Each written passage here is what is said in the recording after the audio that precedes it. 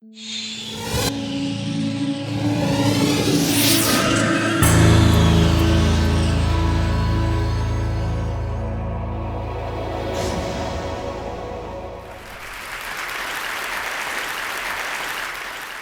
heard this amazing story about Miuccia Prada. She's an Italian fashion designer. She goes to this vintage store in Paris with a friend of hers. She's rooting around. She finds this one jacket by Balenciaga. She loves it. She's turning it inside out. She's looking at the seams. She's looking at the construction. Her friend says, "Buy it already." She said, I'll buy it, but I'm also going to replicate it. Now, the academics in this audience may think, well, that sounds like plagiarism. But to a fashionista, what it really is a sign of Prada's genius, that she can root through the history of fashion and pick the one jacket that doesn't need to be changed by one iota and to be current and to be now. You might also be asking whether it's possible that this is illegal for her to do this. Well, it turns out that it's actually not illegal. In the fashion industry, there's very little intellectual property protection. They have trademark protection, but no copyright protection, and no patent protection to speak of. All they have really is trademark protection. And so it means that anybody could copy any garment on any person in this room and sell it as their own design. The only thing that they can't copy is the actual trademark label within that piece of apparel. That's one reason that you see logos splattered all over these products. It's because it's a lot harder for knockoff artists to knock off these designs, because they can't knock off the logo. But if you go to Santee Alley, Canal Street, I know. And sometimes these are fun, right? Now, the reason for this, the reason that the fashion industry doesn't have any copyright protection is because the courts decided long ago that apparel is too utilitarian to qualify for copyright protection. They didn't want a handful of designers owning the seminal building blocks of our clothing, and then everybody else would have to license this cuff or this sleeve because Joe Blow owns it.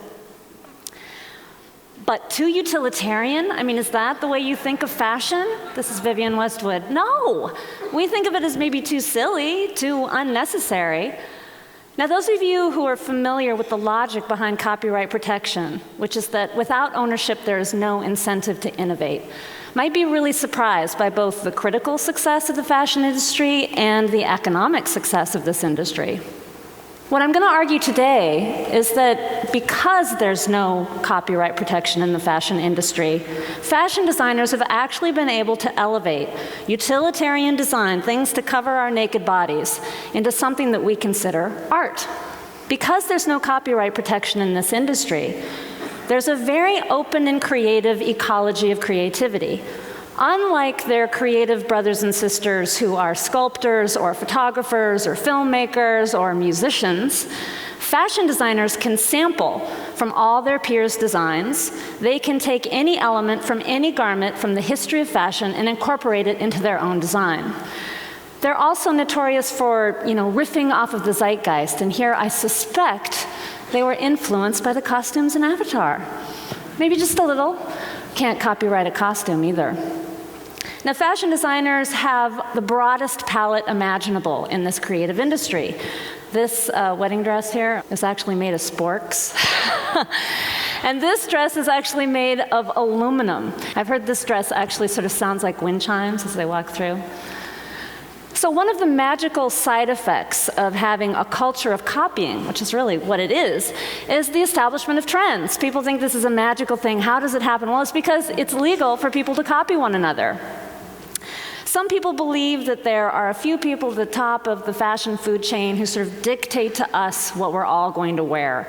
But if you talk to any designer at any level, including these high-end designers, they always say their main inspiration comes from the street, where people like you and me remix and match our own fashion looks, and that's where they really get a lot of their creative inspiration. So it's both a top-down and a bottom-up kind of industry. Now, the fast fashion giants have probably benefited the most from the lack of copyright protection in the fashion industry. They are notorious for knocking off high-end designs and selling them at very low prices. And they've been faced with a lot of lawsuits.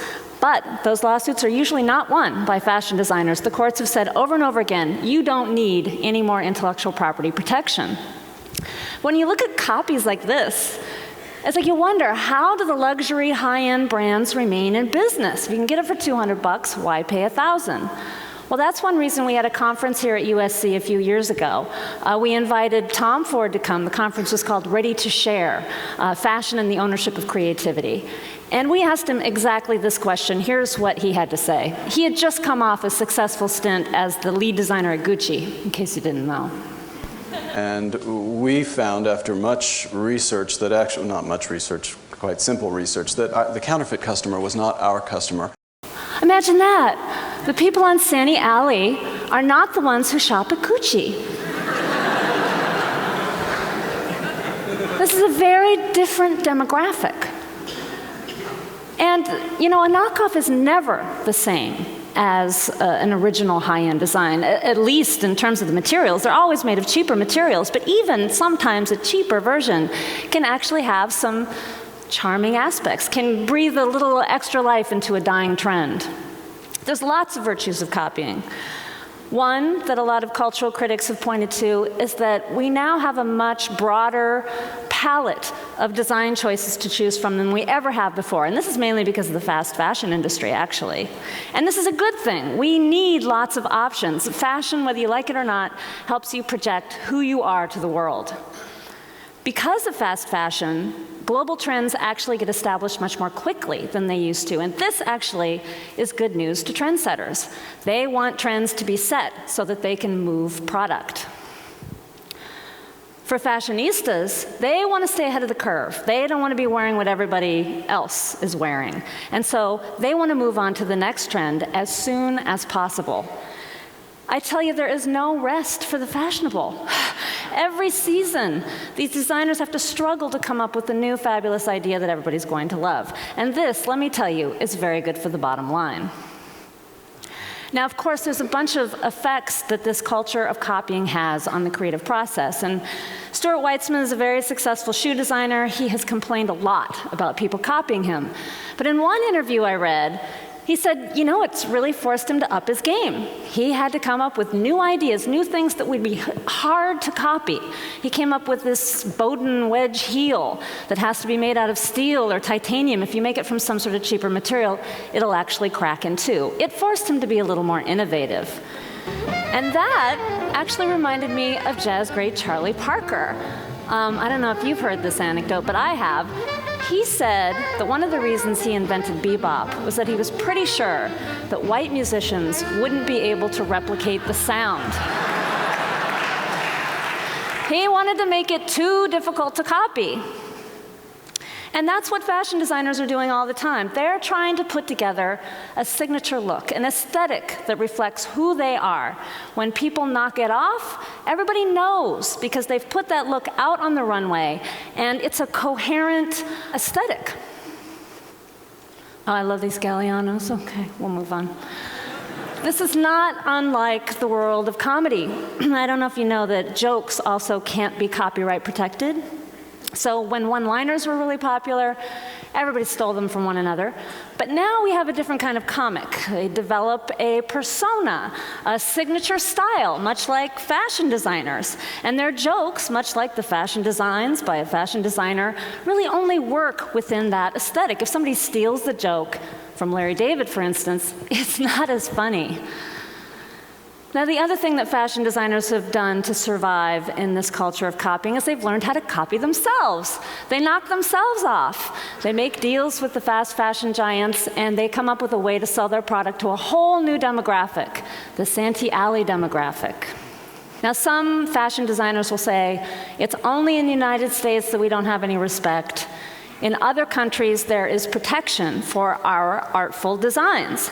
But if you take a look at the two other biggest markets in the world, it turns out that the protection that's offered is really ineffectual. In Japan, for instance, which I think is the third largest market, they have a design law. It protects apparel. But the novelty standard is so high, you have to prove that your garment has never existed before. It's totally unique. And that's sort of like the novelty standard for a US patent, which fashion designers never get, rarely get here in the States. In the European Union, they went in the other direction. Very low novelty standard. Anybody can register anything. But even though it's the home of the fast fashion industry, and you have a lot of luxury designers there, they don't register their garments generally, and there's not a lot of litigation. It turns out it's because the novelty standard is too low. A person can come in and take somebody else's gown, cut off 3 inches from the bottom, go to the EU and register it as a new original design. So that does not stop the knockoff artists. If you look at the registry, actually, a lot of the registered things in the ER are Nike t-shirts that are almost identical to one another. But this has not stopped Diane von Furstenberg. She is the head of the Council of Fashion Designers of America, and she has told her constituency that she is going to get copyright protection for fashion designs. The retailers have kind of quashed this notion, though. I don't think the legislation is going anywhere because they realized it is so hard to tell the difference between a pirated design and something that's just part of a global trend. Who owns a look? That is a very difficult question to answer. It takes lots of lawyers and lots of court time, and the retailers decided that would be way too expensive. You know, it's not just the fashion industry that doesn't have copyright protection. There's a bunch of other industries that don't have copyright protection, including the food industry. You cannot copyright a recipe, because it's a set of instructions, it's fact. And you cannot copyright the look and feel of even the most unique dish. Same with automobiles. It doesn't matter how wacky they look or how cool they look. You cannot copyright the sculptural design. It's a utilitarian article, that's why. Same with furniture. Even, you know, it's too utilitarian. Magic tricks, I think they're like instructions, sort of like recipes, no copyright protection. Hairdos, no copyright protection. Open source software, these guys decided they didn't want copyright protection. They thought it'd be more innovative without it. It's really hard to get copyright for databases. Tattoo artists, they don't want it. It's not cool. They share their designs. Jokes, no copyright protection. Fireworks displays, the rules of games, the smell of perfume, no. And some of these industries may seem sort of marginal to you, but these are the gross sales for low IP industries, industries with very little copyright protection, and there's the gross sales of films and books. It ain't pretty. So you talk to people in the fashion industry and they're like, shh, don't tell anybody we can actually steal from each other's designs. It's embarrassing.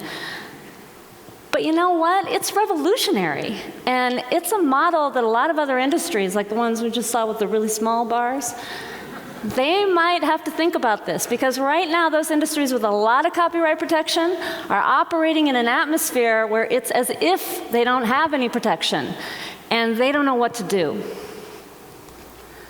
When I found out that there were a whole bunch of industries that didn't have copyright protection, I thought, what exactly is the underlying logic? I want a picture. And the lawyers do not provide a picture, so I made one. These are the two main sort of binary oppositions within the logic of copyright law. It is more complex than this, but this will do. First, is something an artistic object? Then it deserves protection. Is it a utilitarian object? Then no, it does not deserve protection. This is a difficult, unstable binary. The other one is it an idea? Is it something that needs to freely circulate in a free society? No protection. Or is it a physically fixed expression of an idea, something that somebody made, and they deserve to own it for a while and make money from it? The problem is that digital technology has completely subverted the logic of this physically fixed expression versus idea concept. Nowadays, we don't really recognize a book as something that sits on our shelf, or music as something that is a physical object that we can hold. It's a digital file. It is barely tethered to any sort of physical reality in our minds. And these things, because we can copy and transmit them so easily, actually circulate within our culture a lot more like ideas than like physically instantiated objects.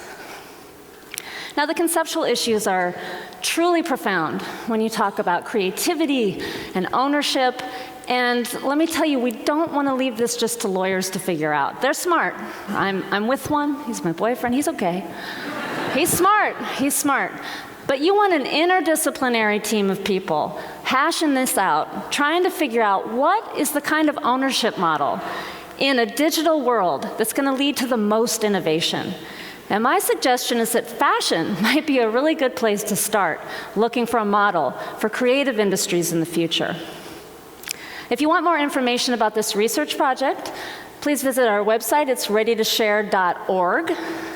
And I really want to thank Veronica Hodicke for making this very fashionable presentation.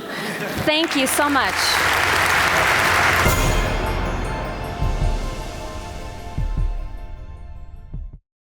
Investment in broadband high-speed internet can help small businesses create new American jobs. Small businesses are being formed, dreams are being launched. And at AT&T, we're investing billions to upgrade and build out our wired and wireless networks. Now is not the time to stall momentum or stifle innovation or investment. Jobs, dreams, and the future are at stake. AT&T, your world delivered.